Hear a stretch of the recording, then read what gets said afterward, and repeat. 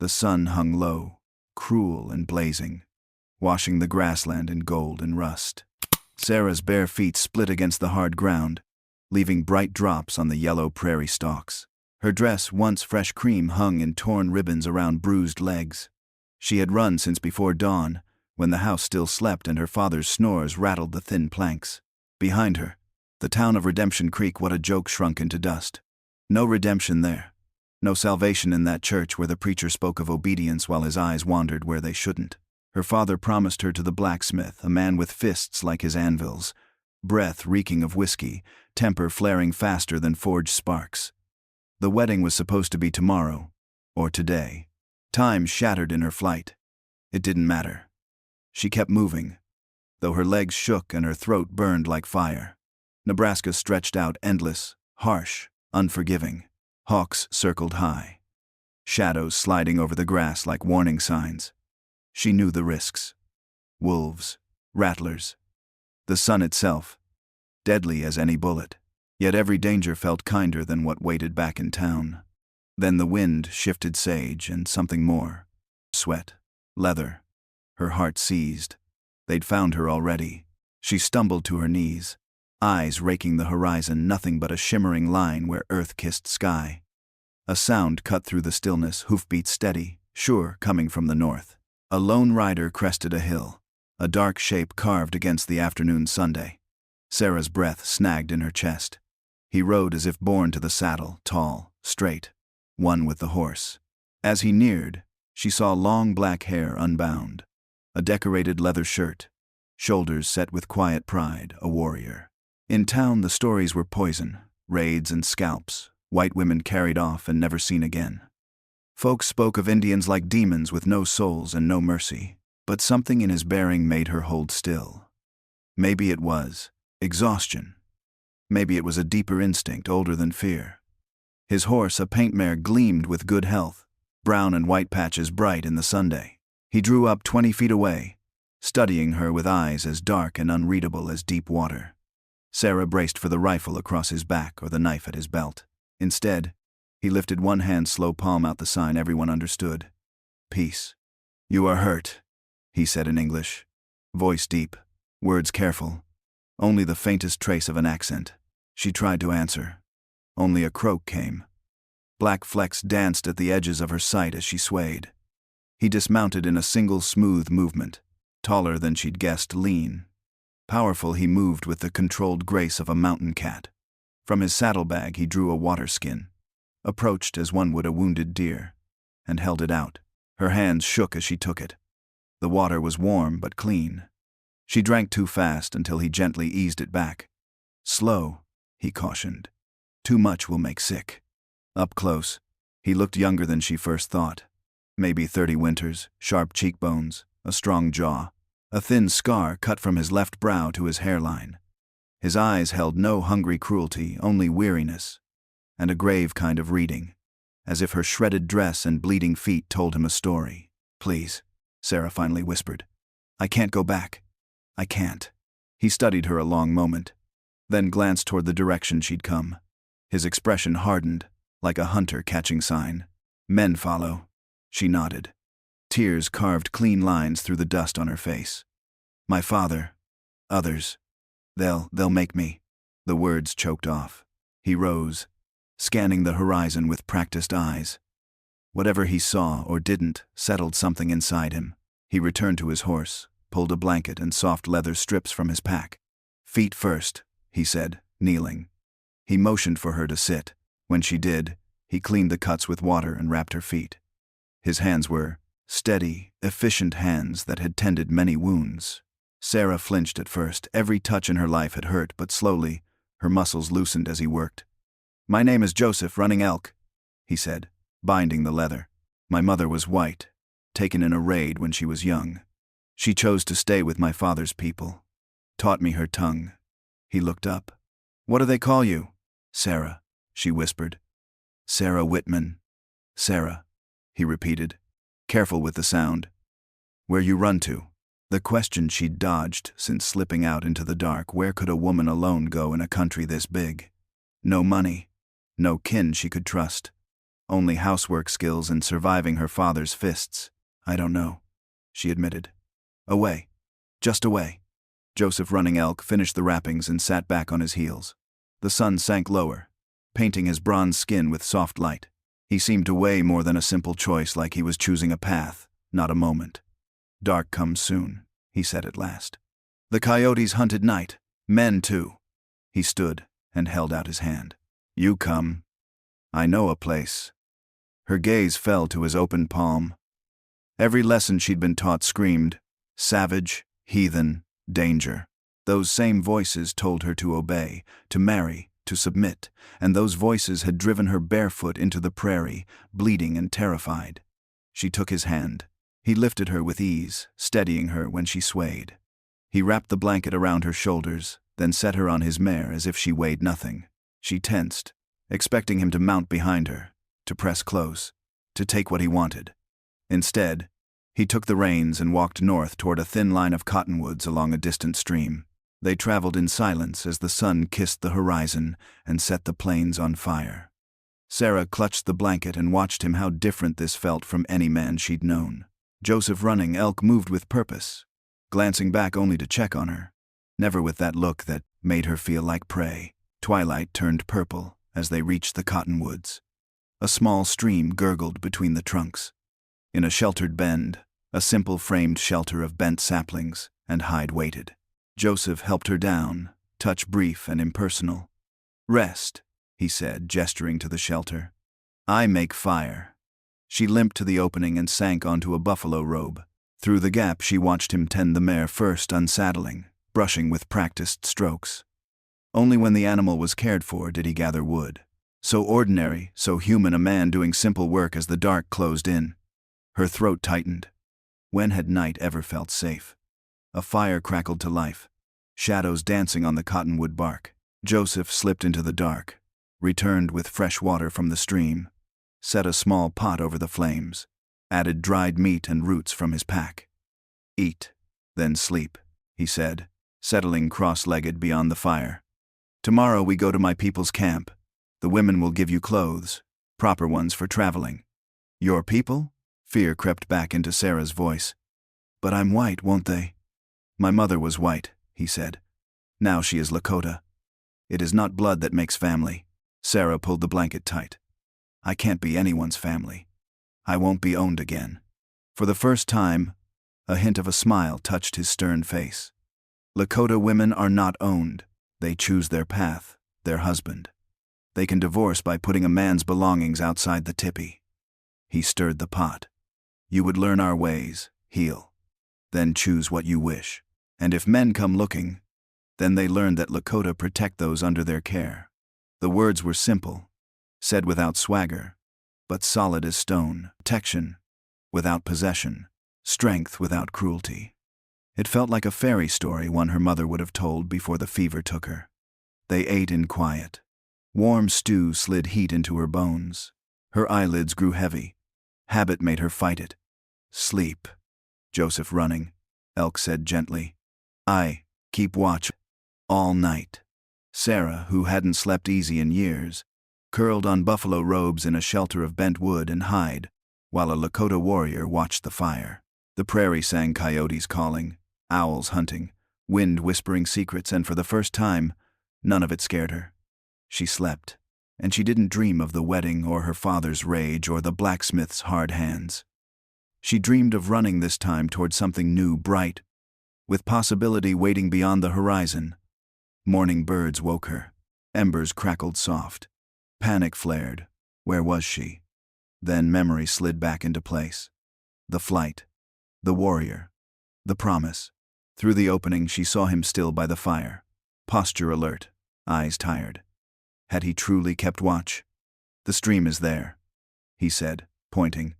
Clean yourself. I will not look. She tested her wrapped feet, painful, but cushioned and limp to a bend screened by a fallen log. The water was shock cold. She scrubbed away blood and dirt and tried not to think about the raw risk of being alone and unclothed in open country. When she returned, items lay neatly on a blanket. A leather dress, soft with age. Moccasins, strips of cloth for her hair. My sister's, he said. She has many. Will not mind. Her fingers traced the beadwork along the hem finer than anything she'd owned, even if townfolks would have spat the word Indian. She ducked into the shelter to change and came out. Different. The dress fell to her calves, modest yet free. Light. Alive. Better, Joseph Running Elk said. She thought she heard approval in his tone. He'd already packed the shelter with clean efficiency and loaded their gear onto his patient mare. Can you ride a little? She explained her father had a plow horse she'd rarely been allowed to ride. Good. Today we share the horse. My camp is 1 day's ride. Maybe more with rest stops. He helped her up, then swung behind her. She braced, but he kept a careful distance. Only a light steadying touch at her waist when the mare shifted. They headed north as the sun climbed. No trail Sarah could see, but Joseph never faltered. Low hills rose, dotted with juniper and pine. He stopped, often checking their back trail, letting her drink, letting her breathe. The grassland shifted into low hills, dotted with juniper and pine. Shadows pooled in ravines. The air smelled of resin and sun-warmed bark. Joseph set an easy pace, stopping often so she could drink, and so he could scan their back trail. Eyes sharp, movements calm, never hurried, never careless. By midday they found a slab of shade beneath a boulder. Sarah sipped water and let her feet breathe. He knelt in the dirt, drawing with a twig, hoofprints, arrows, wind. A quiet lesson without lectures, only signs and meanings. Today we track, he said at last, rising. Come. She followed into a stand of aspens, where the leaves whispered secrets. He pointed to the earth. What do you see? Sarah crouched, heartbeat quick. She focused edges. Depth. Spacing. Deer. 2 sizes. A mother and a fawn, maybe. Good. What else? She touched a rim, felt dampness, watched a bead of water shine. The smaller prints sit atop the larger. So the fawn followed close. Recent edges still sharp. Maybe 2 hours. His nod small, approving warmed her more than any praise. They moved softly, reading the ground like a story told in dents and broken stems.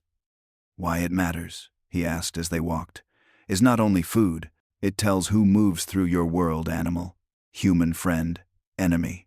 Every foot leaves truth behind. All afternoon they followed sign without hunting, learning the language of bent grass and scuffed bark. Joseph never scolded when she missed an obvious clue.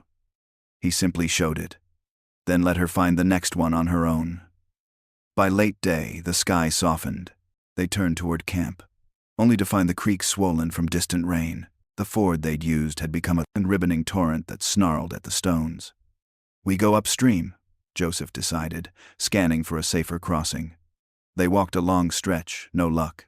The water only raced harder. I can wade across, Sarah offered, though the current looked fierce and cold. He studied the flow, then her. No, too dangerous. I carry you. Before she could argue, he lifted her one arm under her knees, the other strong at her back. Memory flashed like lightning hands that hurt, breath that reeked, then vanished as she steadied herself and breathed. I will not hurt you, Joseph said, still as rock until he felt her release the tension in her shoulders. He stepped into the stream. Water hammered his legs. His footing held. Midway, a slick stone shifted. He tightened his hold, pulling her closer, not claiming only balancing, protecting. She felt his heart, steady as drum. They reached the far bank. He set her down gently, as if she might break. She found she didn't want to step away. Thank you, she said, breath unsteady, but not from fear. Something warm flickered in his eyes, then hid. Come, camp is near. Evening smoke curled above hides and poles. She helped serve stew. Hands steadier. Steps more sure. Laughter moved through the camp like a small river. She felt almost like she belonged. Nearby, 2 warriors spoke in Lakota, not knowing how much she'd learned. Running Elk spends much time with the white woman. He remembers his mother, and maybe it is time he looks beyond grief. Sarah kept her face calm, but her hands trembled as she ladled. Later, by the fire's edge, Morning Star sat with her, eyes kind, voice teasing. Your brother? He truly loved his wife, Sarah said softly. Morningstar's features softened, like the sun loves the sky. When she died, he went silent inside. Duty kept his feet moving. Grief held his heart still. Now he teaches a white woman to track deer and carries her across streams. The women see. They say he smiles, again sometimes. Heat rose in Sarah's cheeks. He's only being kind. He promised to keep me safe.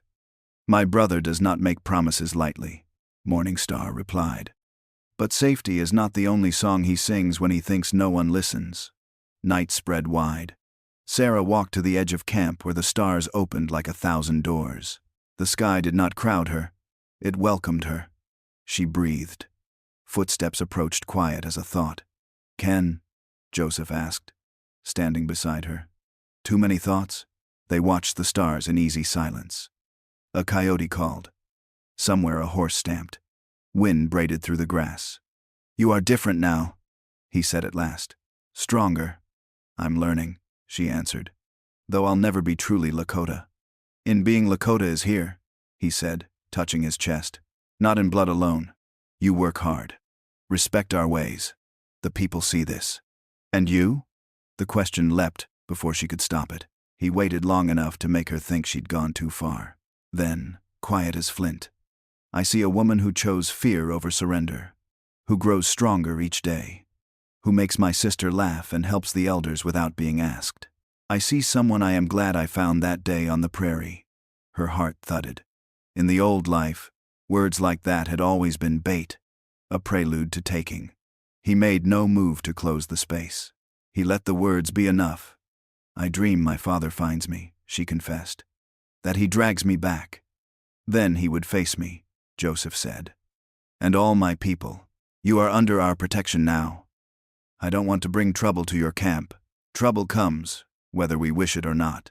A life without honor, without protecting those who need it, is not life at all. A cold wind slipped over the ground. She shivered. He draped his blanket around her shoulders, hands warm, touch brief. Come, he said softly. The night grows cold. They walked back together, her wrapped in his scent of sage, and smoke something inside her, shifting, unlocking. Not love yet, but the clear possibility of it, bright and startling as dawn. Joseph, she said at the edge of camp. He paused, patient eyes holding hers. Thank you for everything. You give thanks too much, he murmured. I do only what is right. She carried his blanket back to Morningstar's tipi, the fabric, a shelter around her doubts. For the first time in years, sleep found her, instead of the other way round. Dawn broke hard and bright. Frost crisped the grass. Dogs barked sharp. Warning. Joseph appeared at her side so fast she hadn't seen him move. His hand rested on his knife, his body coiled. Stay close to the tipi, he said, and strode toward the camp's edge where warriors gathered. A voice cut the air familiar, sour with drink. I know she's here. My daughter Sarah Whitman. I've come to take her home. Her father, Samuel Whitman. 5 riders, all armed. Beside him, Thomas Brennan, the blacksmith, thick-necked, heavy-fisted, eyes mean. 3 townsmen flanked them, righteous as gallows. Chief Stonehand stepped out, dignity wrapped in worn buckskin. Joseph stood at his right hand, translating as the chief spoke. Why do white men come armed to our peaceful camp? Samuel spat near the chief's moccasins. We come for stolen property. That woman there, he pointed straight at Sarah, who had stepped forward despite orders, is my daughter. She was taken by your savage. I was not taken, Sarah said, voice steadying with each word. I ran. I chose to leave. Thomas laughed, a sound like rust. Women don't choose, girl. You belong to your father until you belong to me. That's the law. White man's law, Joseph replied, voice cold. It has no power here. Her father's hand slid toward his pistol. Boy, you'll hand her over. Or will. He didn't finish. Joseph's knife flashed clean and bright. Bowstrings throomed around the circle as Lakota warriors raised arrows that did not tremble. You are 5. We are many, Joseph said. You threaten those under our protection. Protection? Brennan sneered. She's a white woman living with savages. Good Christians have a duty to save her from defilement. The only defilement I've known was in your Christian town, Sarah shot back. These people showed me more kindness and respect than I ever saw among my own. Her father flushed purple. You ungrateful witch. After everything I did for you, you beat me, Sarah said, the truth bursting loose. You sold me to him like cattle. Discipline, he growled. It's what you need. What you always needed. Chief Stonehand raised a hand. The air tightened. He spoke. Joseph carried the words like law. The woman came seeking sanctuary. She works with our people, learns our ways, shows respect. She stays by choice, not force. This is the Lakota way. Each person chooses their path. I don't give a damn about your ways, Samuel snarled. She's coming with us now. He dismounted and lunged toward her. Joseph moved to block. Sarah stepped forward first. No, she said. He blinked, unused to hearing it. No, she repeated, louder. I will not go. You have no power over me here. I'm your father. A father protects. A father cherishes. You did neither. Her voice climbed, sure-footed now. I choose people who understand honor. Samuel swung a hand to strike. Joseph caught his wrist still as iron. You will not touch her, he said, each word precise as a blade. Not here, not ever again. For a breath the world froze, old rules cracking under new ones. Then Brennan snapped. Rage twisted his mouth as he yanked his pistol free. Bows sang. An arrow kissed Brennan's hat, sending it spinning. His horse reared, screaming. 2 shafts thudded into the dirt by his boots, warning shots that promised the next ones would not miss. The next ones do not miss, Chief Stonehand said calmly.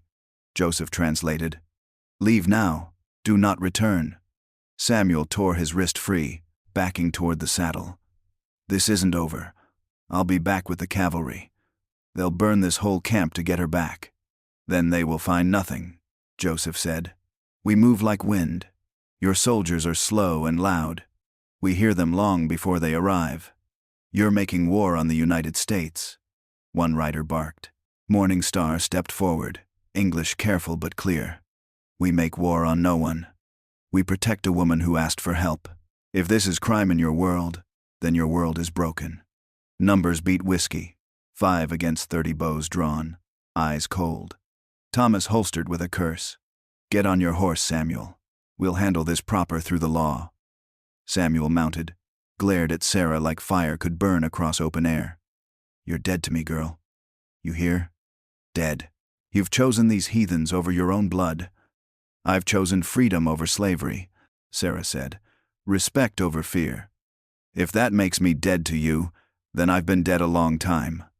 They wheeled and thundered away in a smear of dust. The Lakota held their bows until the horizon emptied, then lowered them as one. After the danger left, the shaking came. Joseph's hand found her elbow grounding. You were brave, he said. I was terrified. Courage is not the absence of fear. It is acting despite fear. He watched the horizon. Your father will try again. I know, she said, looking at the camp, the people who had become her refuge. I brought danger to you. Maybe I should go. No. The word came quick, sharp, then gentled. No. Running is finished. You stand now. We stand with you. Chief Stonehand laid a weathered hand on Sarah's shoulder and spoke at length. Joseph translated. You spoke with the heart of a warrior. You claimed your freedom before all. This is sacred. He names you Wyakawin Feather Woman, for you learned to fly free like the eagle. Tears burned hot. A name. Chosen. Earned. Not a chain, an honor. But eagles must still watch for hunters, the chief continued through Joseph. Your father spoke of soldiers. We must prepare. Camp transformed in an hour. What looked permanent revealed itself portable. Poles came down, hides folded, bundles tied. The air filled with purpose, the quiet storm of a people used to moving when the wind said move. Joseph found Sarah helping Morningstar pack. You did well today, he said. But this is only the beginning. They will come again with more men, more guns. I know, she said, wrapping beads with careful hands. I'm sorry. Stop, he cut in, gentle but firm. You bring no trouble. They bring trouble. You bring... He searched for the word life, back to places that were dead. A young warrior sprinted up, breath quick, words tumbling in Lakota. Joseph's face darkened. Scouts report soldiers one day's ride south, maybe 20 men. Sarah's stomach dropped. So fast. Her father must have galloped to the fort with lies dressed as duty. What will we do? She asked. Joseph's mouth curved a warrior's smile without joy. What Lakota always do. Disappear like smoke. Let them chase ghosts across the prairie. The camp moved with quiet speed, a storm of hands and ropes. Teepees folded, bundles tied, horses saddled. What had looked like a permanent village became a traveling band in less than an hour.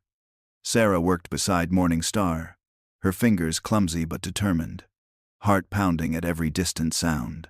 Joseph wove through the bustle, calm but watchful, giving quick instructions in Lakota. Each order carried the weight of urgency but never panic. He moved like a man born to lead. Scouts say soldiers come from the south, he told Sarah in a low voice as he passed. We ride north before night. She nodded, throat tight. The thought of her father riding with soldiers turned her stomach. But fear sharpened her resolve. She wrapped bundles tighter, faster. By dusk, the camp was ready. Women secured children to travois. Warriors checked weapons. Chief Stonehand raised his staff and gave the signal. The band moved as one, melting into the open prairie under a rising moon. Sarah rode close to Joseph. The night air was sharp, filled with the scent of sage and cold earth. Behind them, the horizon glowed faintly where the soldiers' campfires burned. We stay ahead, Joseph said. They are slow. We are wind. Hours passed in near silence. Hoofbeats drummed like a heartbeat. The moon climbed higher, silvering the endless grass. Sarah gripped the saddle and focused on Joseph's steady profile, his calm a tether in the vast dark. Near midnight, a sudden flash split the sky, lightning far to the west. Thunder followed like a distant cannon. Clouds gathered, black and heavy. The prairie's warning. Storm, Joseph said, eyes scanning the sky. Fast one. Rain came in hard sheets, driving cold needles into skin. The grassland turned slick beneath the horses' hooves. Wind howled through the darkness, drowning commands. Still, the band pushed north. A shout cut through the roar, scouts returning at a gallop. Joseph caught fragments. Soldiers closer than expected, using the storm for cover. Chief Stonehand gave a sharp signal. The band veered toward a canyon, a dry creek bed that offered shelter and hidden roots. Lightning lit the walls as they entered a jagged flash, revealing the narrow gorge. Rain hammered the rocks, water pooling at their feet. The canyon will flood, Joseph warned, riding to the chief. But open land leaves us exposed. Stonehand nodded grimly. We climb when safe. They pressed deeper, the storm's fury echoing off the stone. Sarah's heart pounded with the thunder. Every flash showed terrified horses, determined faces, children clinging to mothers. Then, over the storm, a different sound. A man's voice, harsh and triumphant. There, the white woman. Sarah froze.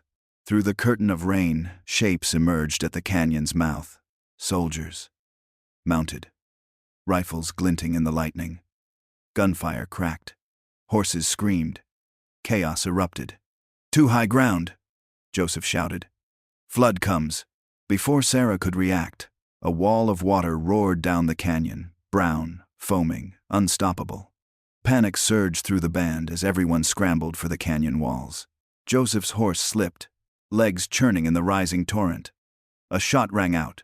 The mare screamed and went down, throwing Joseph into the churning water. Joseph! Sarah's cry was swallowed by thunder. Without thought, she slid from her mount and plunged after him. The current seized her like a living thing, slamming her into rocks, filling her mouth with muddy water.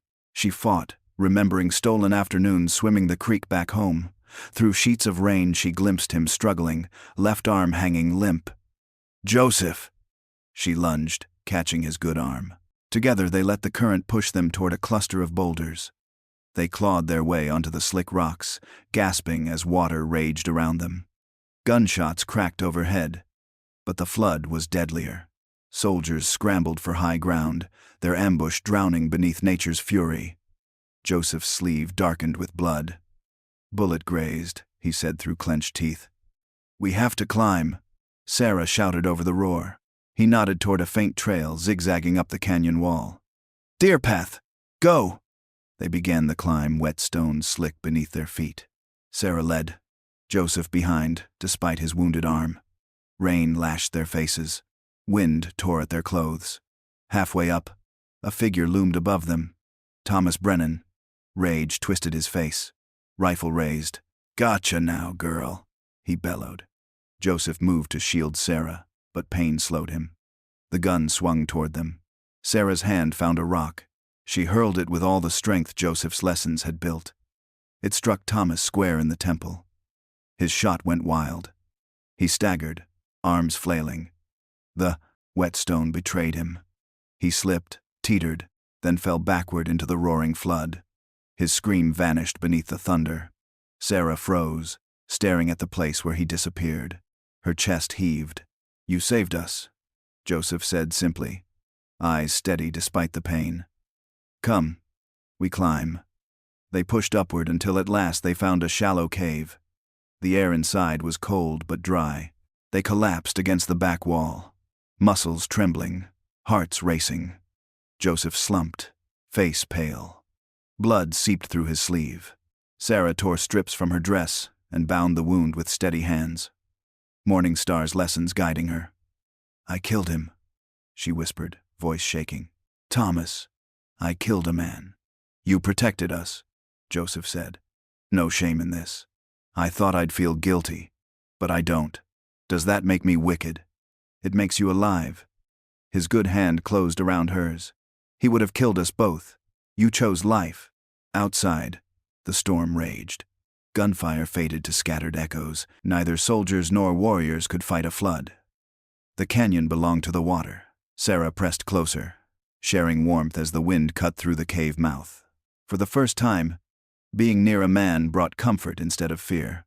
"I'm sorry," she said into the dark, "for bringing this trouble if they hadn't been chasing me." "Stop," even weary. His voice was firm. "You did not make them cruel.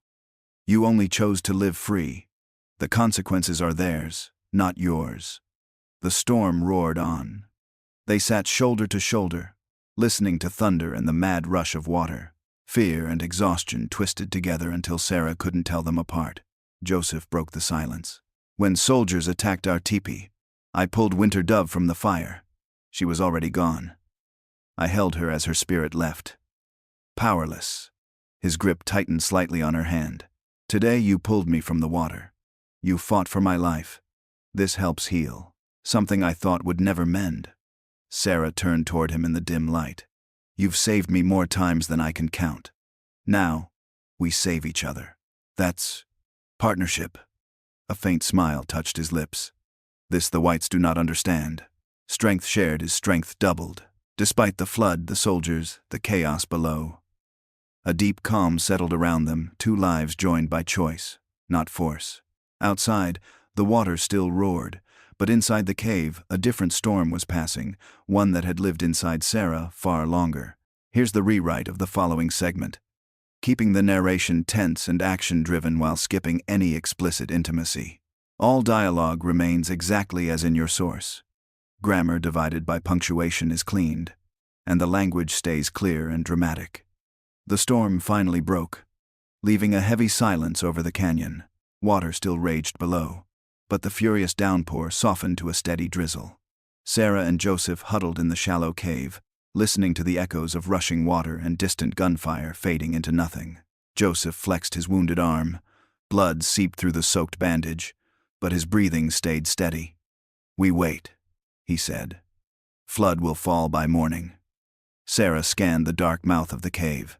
The canyon walls glistened slick and black, water tumbling in angry torrents. Somewhere out there soldiers were scattered, horses lost, weapons useless in the flood. Nature had turned ambush into retreat. "They'll regroup," she whispered. "Yes, Joseph agreed. But not tonight.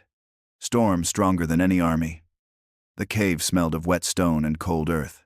Wind carried the metallic scent of distant lightning. Sarah hugged her knees and forced slow breaths. The terror of the fight still pulsed through her veins. But a deeper steadiness began to settle. Survival won for now. Joseph checked the mouth of the cave, eyes sweeping the canyon floor with a hunter's precision. Water dropping already, he said quietly. By first light, safe to climb higher and search for our people. They could be hurt, Sarah said. They are clever, he answered. Stonehand knows the signs. He will lead them to high ground. Hours dragged. Thunder grumbled far off, like an old giant moving in his sleep. Sarah fed a small flame with bits of dry moss. Joseph had kept in an oilskin pouch, amazed at his foresight. Tiny sparks became a thin fire, throwing gold light onto the stone walls. You carry dry tinder even in rain? She asked. Always, he said. Storms come without warning. Fire saves life. The practical lesson anchored her nerves. She added moss carefully, watching the flame grow. The warmth pushed back the chill, giving them a fragile pocket of safety. Toward dawn, the floodwaters slowed to a restless murmur. Joseph rose, testing his injured arm with a grimace. Time to move, he said. Stay close. They picked their way down slick rocks, using narrow ledges to avoid the deepest pools. Broken branches and splintered logs marked the water's furious path. Below, the canyon floor lay strewn with debris, shattered wagons, drowned brush, soldier tracks already half washed away. Sarah's stomach tightened at the sight of a cavalry hat lodged in a crevice. No body, just the silent proof of men swept aside by a force they couldn't control. Nature fights for us, Joseph said, voice low. But soldiers will come again. We must find our people before they regroup. They crossed the canyon carefully, following deer trails that zigzagged toward higher ground. The air smelled clean now, washed of dust and gunpowder. Only the roar of runoff and the cry of distant hawks broke the quiet. Hours later, a faint call reached them, Lakota voices carrying across the ridges. Relief surged through Sarah. Joseph answered with a sharp whistle, and moments later 2 scouts appeared atop a bluff, bows ready. Recognition turned, their hard stares into welcoming smiles. The reunion on the plateau was swift and fierce. Morning Star ran forward, tears streaking her wind-burned cheeks. We thought you were lost, she cried. Joseph clasped forearms with the warriors who had found them. Flood scattered soldiers, one reported. Some drowned, others fled south. Chief Stonehand approached, his lined face calm but his eyes sharp. He listened as Joseph recounted the ambush, the flood, and their escape. When Joseph finished, the chief looked to Sarah. You fought? He asked through Joseph's translation. Sarah hesitated, then nodded. I threw a rock, she said simply. It saved us. Stonehand studied her for a long moment, then inclined his head in quiet respect. Courage, Joseph translated. You acted as a warrior. The band wasted no time. Teepees remained packed. Horses were watered and ready. Orders passed quickly move before soldiers recover. By mid-morning they were on the trail again, leaving the drowned canyon behind. The prairie stretched wide and open, sparkling after the storm. Pools of rainwater glittered like scattered silver. Hawks wheeled high above, following the wind. The air smelled of wet grass and freedom. Sarah rode beside Joseph, the rhythm of the horses steady beneath the vast sky. Despite exhaustion, a fierce energy thrummed through her veins. They had faced soldiers, flood, and death, and lived. Where now? She asked. North, Joseph replied. Sacred hills. Soldiers fear the canyons there. Too easy to ambush. And my father? He will not stop, Joseph said, eyes scanning the horizon. But he is slow. We are many. The trail climbed into rolling highlands where pine forests broke the sea of grass. Scouts ranged far ahead, their silhouettes sharp against the bright morning. Every so often one returned with updates, no soldiers in sight. By midday they reached a narrow valley with fresh water and good cover. Chief Stonehand signaled a halt. Women unpacked supplies with practiced speed while warriors spread to guard the ridges. Sarah helped where she could, carrying firewood, calming nervous horses. Her body ached, but movement kept her steady. The band worked like a single organism, quiet, efficient, ready to vanish again if danger approached. When the fire finally crackled in the center of camp, Sarah sat on a flat stone, watching steam rise from damp earth. Rainwater dripped from the pine needles overhead like a slow heartbeat. Joseph joined her, settling carefully beside her wounded arm, still bound but clean. "You did well," he said. "So did you," she replied. "Even with a bullet in your arm." He gave a brief smile. Storm helped, nature stronger than any army. Sarah looked out across the valley, where children played between cooking fires and warriors scanned the distant hills. For the first time since fleeing Redemption Creek, she felt something close to peace, fragile, but real. The valley became a refuge in the days that followed. Morning sun burned away the last of the storm's mist, revealing a world scrubbed clean but still dangerous. Scouts returned each morning with quiet reports, soldiers searching south and east, but never finding a clear trail. The band remained alert, moving at dawn, resting only when ridges or thick pine offered cover. Sarah learned to travel as the Lakota traveled, swift, silent, always ready to vanish. Teepees rose and fell in hours. Fires left no trace. Children were trained to pack quickly, to hide laughter when the signal came. Every movement carried the weight of survival. Joseph's wound healed slowly but cleanly. Each day she checked the bandage, applying herbs Morning Star supplied. He never complained, though she could see the tension in his jaw as he lifted bundles or tightened saddle straps. When she scolded him for doing too much, his eyes softened. "A warrior still works," he would say with a faint smile. Storm did not change that. Despite the constant readiness, the camp pulsed with quiet life. Women sang while grinding berries into meal. Boys practiced archery in clearings, arrows whispering through the pine-scented air. At night, elders told stories around small, smokeless fires, tales of great hunts, clever escapes, spirits who guarded the brave. Sarah listened intently, memorizing words she could barely pronounce, drawn to the way history lived in every sound. Sometimes, during the evening watch, Joseph walked the perimeter and found her gathering firewood. He would fall into step beside her, no words needed. Their silences carried a steady companionship forged by storms and danger, not stolen glances or whispered promises. She felt stronger with him near, not because he guarded her, but because he treated her as a partner in survival. One night, a scout arrived breathless with news. Cavalry riders had reached the flooded canyon only to turn back.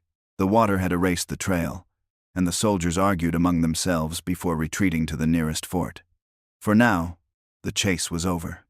Relief rippled through the camp, but no one celebrated loudly. Everyone knew pursuit could return with the next season. The people simply continued their careful rhythm, respecting the fragile peace the storm had bought them. Sarah worked harder than ever, eager to prove she belonged. She learned to scrape hides until the surface turned smooth as glass. She learned to dry meat so it kept for months. She practiced reading the sky for changes in weather. Trusting the subtle cues, Joseph taught her how a sudden hush in the wind could signal rain, how the smell of wet stone warned of flash floods. One crisp evening, Chief Stonehand summoned the band to the central fire. He spoke in measured tones while Joseph translated. "The soldiers will not stop," the chief said, "but neither will the earth. We will follow the buffalo of north. We will keep moving, as our ancestors taught." The decision brought a murmur of agreement. The people accepted movement as life. Sarah felt the truth of it settle inside her. Staying still had nearly destroyed her. Motion had saved her.